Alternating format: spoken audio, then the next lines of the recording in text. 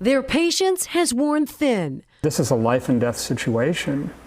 You know, we're playing with people's lives. For 16 months, Ron and Jill Plush have gone to meeting after meeting, pleading with city leaders and the chief of police to get to the bottom of how the 911 system failed their son Kyle when he needed it most. It's still hard to believe that it happened.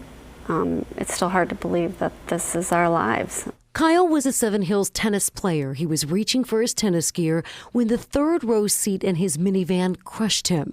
Kyle called 911 twice while he was trapped, giving the operators detailed information about where he was, but officers never found him.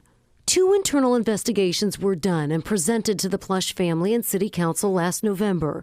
Ron and Jill say it still doesn't pinpoint where the breakdown was or how to be sure it won't happen again. So they want the call takers, dispatcher, and officers involved that fateful day to be re-interviewed. But those 911 operators and the responding officers are refusing to undergo any further questioning. This is not going to be comfortable for everybody involved. We know that.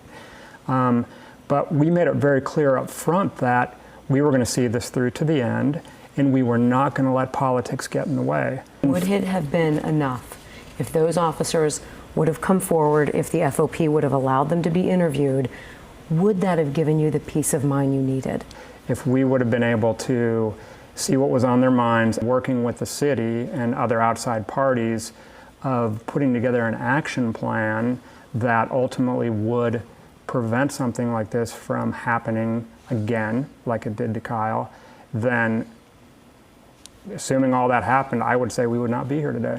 Weeks after Kyle's death, Councilman Wendell Young implied that a lawsuit was inevitable. The Plush family was so upset, they walked out. This is the most insensitive thing I've ever heard. Ron and Jill insist they never wanted it to come to this, but after a year and a half of fighting for change, they filed a lawsuit against the city of Cincinnati, former city manager Harry Black, the 2 911 call takers, and both Cincinnati police officers who responded.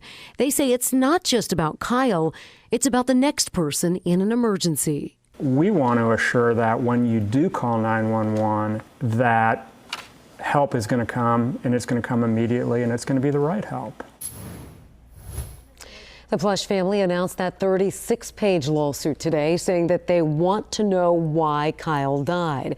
They hired their own experts who concluded 911 call takers abandoned their duty to Kyle and that police were reckless. The family's attorney says that Kyle Plush gave the call takers all of the information necessary to save him, but he wasn't saved. And the suit claims the city manager knew the 911 training and supervision was deficient.